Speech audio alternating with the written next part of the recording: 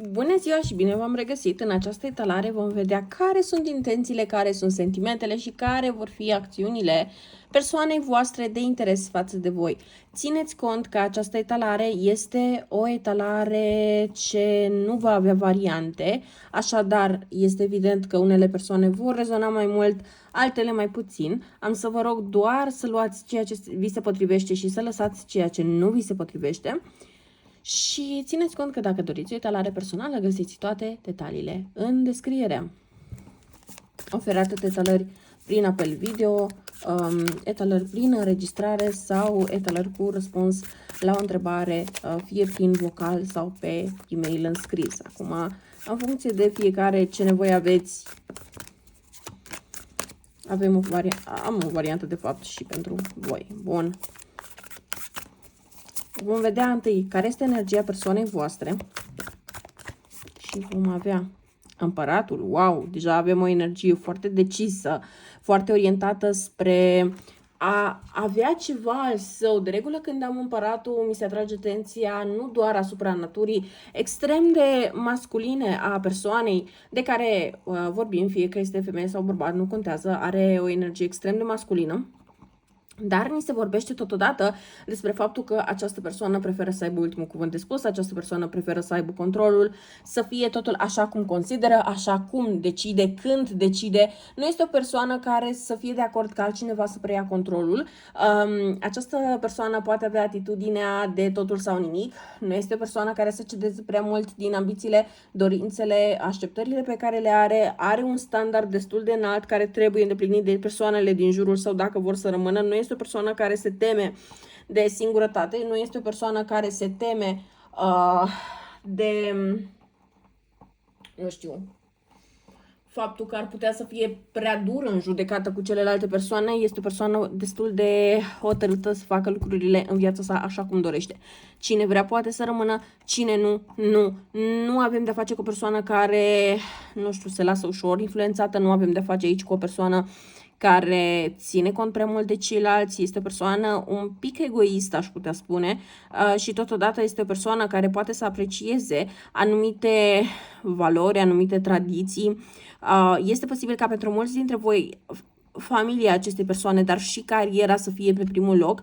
Nu cred că această persoană se focusează foarte mult pe tot ceea ce ține de iubire. Este posibil ca această persoană să fie un lider sub o formă sau alta sau să, chiar dacă nu are, să zicem, un rol în acte de lider, acționează în grupuri de oameni astfel. Oamenii au tendința să îi copieze aceste persoane comportamentul, anumite obiceiuri și chiar să-și cumpere și ei lucruri pe care le văd la această persoană. Avem de-a face cu o persoană care preferă practicalitatea și care nu se lasă înduioșată de sentimentalisme. Nu este o persoană care să zicem că este extrem de romantică, dar este o persoană care atunci când își pune ceva în minte, obține. Dacă aici voi vă gândiți dacă această persoană ține sau nu ține la voi, nu o să puteți vedea asta sau nu puteți spera că această persoană va veni cu tot felul de lucruri siropoase, însă această persoană își va face timp să se vadă cu voi, această persoană va fi acolo pentru voi, dacă aveți o problemă, această persoană va avea grijă de voi. Voi, practic, așa vă puteți da seama de implicarea acestei persoane față de voi. Însă, dacă vă așteptați ca această persoană să fie foarte drăgăstoasă, foarte iubăreață, foarte atentă, să vină cu tot felul de surprize, să vină cu tot felul de diminutive și lucruri de genul ăsta, îmi pare rău, nu e această persoană voastră. Deci aici avem de-a face cu o persoană foarte rigidă, o persoană care nu prea acceptă să se lase influențată de cei din jur, o persoană care face tot ceea ce consideră că este mai bine pentru cariera sa și pentru familia sa, dar în ceea ce ține de iubire nu este deloc o persoană care să prioritizeze iubirea, nu este deloc o persoană care să prioritizeze relațiile. Dacă vă place o astfel de atitudine, e ok. Dacă și voi faceți la rândul vostru la fel, iarăși este ok pentru că este o energie echilibrată. Dar dacă voi aveți alte așteptări sau voi sunteți genul de persoane care vă dedicați acestei persoane total, atenție foarte mare pentru că aici se arată foarte multe frustrări pentru persoanele care au tendința să se arunce efectiv cu totul în relație și să pună toată viața lor pe locul 2, da? Deci nu este cazul să faceți asta cu persoana asta, pentru că astfel ajungeți la frustrări. Care este energia voastră? Faitonul. Se simte ca și cum voi ați trecut deja de niște, cum să zic eu, greutăți destul de mari în viața voastră, da? Și nu, asta nu este aici doar așa că e mai ușor să zic asta și vezi, Doamne, suntem la o etalare și atunci trebuie să vă gâdilor goli. Știți foarte bine, când am ceva de spus, vă spun că unora le place, că unora nu le place, asta e cu tot o altă discuție, dar avem faetonul. În faeton ce vedem? Aici avem o femeie care este într-un căruț cu rotile și care se bucură de pacea, de liniștea, de faptul că este la mare, chiar dacă nu, hai să zicem, se poate bucura, la fel nu poate să meargă să înnoată, nu poate să stea în apă și chestii de genul, dar se bucură chiar și din poziția în care este. Voi sunteți persoane care ați trecut prin dificultăți și este posibil ca unii dintre voi încă să mai aveți de-a face cu niște urmări a unor evenimente traumatice, indiferent că aceste elemente traumatice s-au întâmplat pe planul fizic sau pe planul mental și emoțional, dar aici încă se simt urmări ale unor evenimente traumatice cu care voi vă luptați zi de zi, dar cumva voi v-ați acceptat această cruce, sunteți dispuși să vă bucurați de viață așa cum este ea, și cu bune și cu rele. Aici putem avea de asemenea persoane care, nu știu, o parte dintre voi vă puteți lupta cu niște probleme de sănătate destul de serioase, dar îmi place foarte mult aici că văd foarte multă forță, foarte multă putere, foarte multă, cum să zic eu, voință de a vă bucura din plin de viață cu tot ce are ea de oferit. Acum, ce vreau eu să vă mai spun este că vedem că avem doi câini, un câine alb și un câine negru. Ce vreau eu să vă zic, atenție foarte mare la oamenii din jurul vostru, pentru că mie îmi pare că sunt două persoane în jurul vostru de același sex cu voi. Deci dacă voi sunteți femei și vă uitați la această etalare, pentru că etalările mele sunt urmărite și de femei și de bărbați, dacă voi sunteți femei și vă uitați la această etalare, sunt două prietene. Dacă sunteți bărbați, sunt doi prieteni. Dar unul este, cum să zic, mai dur, pare el mai rău, dar nu e o persoană rea, e o persoană bună la suflet, dar care vă zice lucrurile în față. Și o persoană este exact cum, practic, în felul în care vreți voi să auziți lucrurile. Cumva caută să vă amăgească, dar e o amăgire, nu, cum să zic eu, nu e cea mai bună energie. Adică vă zice ce vreți voi să auziți, dar nu ar trebui să fiți așa optimiști în legătură cu anumite situații. Atenție foarte mare la această persoană albă, care e reprezentată de câinele alb, pardon, scuze, n-am vrut să zic persoană albă, așa. Dar, pentru că această persoană, între 3 și 7 zile, ori descoperiți o minciună, ori descoperiți o trădare legată de această persoană, ori poate să fie o bârfă care a pornit tocmai din gura acestei persoane.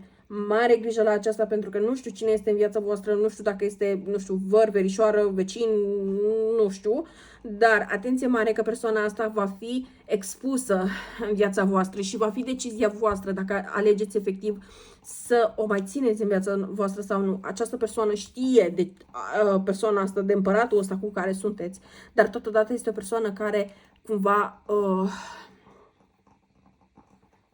nu știu cum să zic, nu e vorba că se bucură de suferința voastră, că, dar e ca o piedică. Ea nu crede că voi ar trebui să continuați cu persoana asta, dar nici nu vrea să vă vadă trecând prin acea suferință. Și din cauza asta, cumva, nu știu, persoana asta îmi pare că nu se plasează niciodată bine. E o persoană care caută să-și influențeze foarte mult discursul până în punctul în care ajunge să mintă, până în punctul în care ajunge să spună lucruri pe care nu și le dorește. Nu pot să zic că este o persoană 100% inocentă, dar nici nu este o persoană în care să aveți prea multă încredere. Deci este cumva ca un copil. Când are ceva contra voastră, se duce și spune la toată lumea, persoana asta albă, da?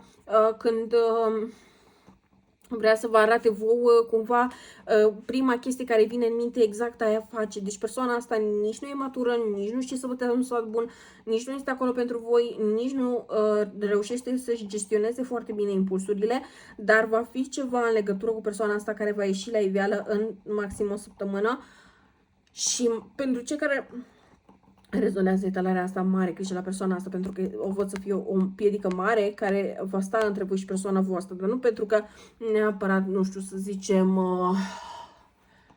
nu vă descurajează, dar cumva vă sfătuiește tot contra voastră.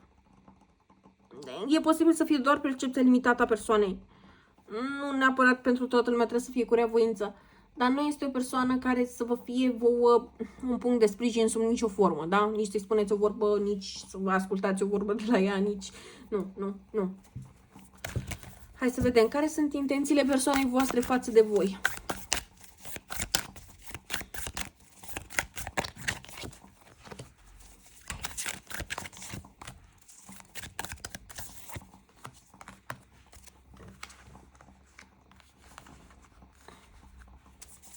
Care sunt sentimentele persoanei voastre față de voi?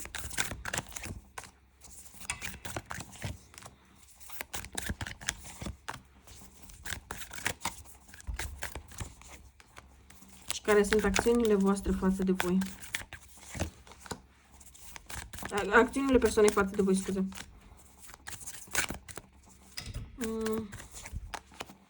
Ok. În primul și în primul rând, aici nu cred că avem de face cu o relație extrem de oficială. Ce mai pot eu să zic în toată situația asta este că această relație sub o formă sau alta e mai mult pe bază de beneficii și nu cred că persoana voastră este implicată emoțional vis-a-vis de voi. Vreau să vă mai zic aici că este foarte important ca voi să conștientizați că această persoană, da, se gândește la posibilitatea ca în timp lucrurile să poată evolua între voi, dar eu nu aș lua chestia asta ca fiind o chestie care gata, sigur, 100% se întâmplă. De ce? Pentru că atât temperanța, dar și 2 de bâte sunt două cărți duale. Persoana asta doar ia în calcul oportunitățile astea, doar se gândește cum ar fi dacă. Asta nu înseamnă că acționează, pentru că eu în acțiuni și în următoarele 2 cărți de intenții nu am neapărat o garanție că această persoană vă va spune sau va transmite ceva în acest sens.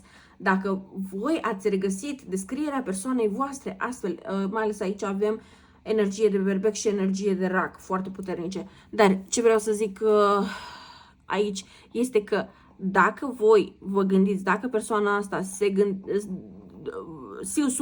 100% vrea să fie cu voi în sens mai stabil sau a evolua relația sau a face un pas în plus față de voi, nu cred că va face asta. Nu cred că va veni cu acest pas. Nu cred că această persoană este gata să se arunce și să se avânte cu totul în această conexiune și nu este gata să vă considere pe voi ca fiind familie. Dacă așteptați să facă un pas în perioada imediat următoare în acest sens, nu va face. Dacă încercați să forțați asta, mai degrabă îndepărtați această persoană de voi. Este bine să luați această conexiune exact așa cum a fost deja stabilită, cu anumite beneficii și atât. Da? Bun. Această persoană apreciază faptul că voi sunteți persoane optimiste, sunteți persoane deschise, sunteți persoane care nu căutați să faceți rău, nu căutați să, nu știu, deranjați neapărat pe cineva și vă continuați, vă vedeți în continuare de viață. 2 secunde să închid. Opa.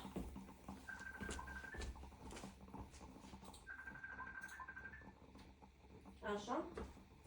Și consider încă o dată că aici aveți de-a face cu o persoană care este impresionată de felul vostru de a fi, vă apreciază ca persoane, are un respect față de voi, într-adevăr, dar nu pot să confund chestia asta cu iubire, da? Persoana asta vă respectă, vă apreciază pentru ceea ce sunteți, dar nu putem spune că e o persoană îndrăgostită. Putem spune doar că este o persoană care vede în voi calitățile unui partener în care poate avea încredere, un partener de viață. Dar nu în sensul romantic, ci în sensul practic al lucrurilor. Cu 3 de bâte și 5 de pentagrame, deja vizualizează cum ar fi un viitor în legătură cu voi. dar nu, mai ales cu 5 de pentagrame și 8 de cupe, nu se simte ca și cum asta este ceea ce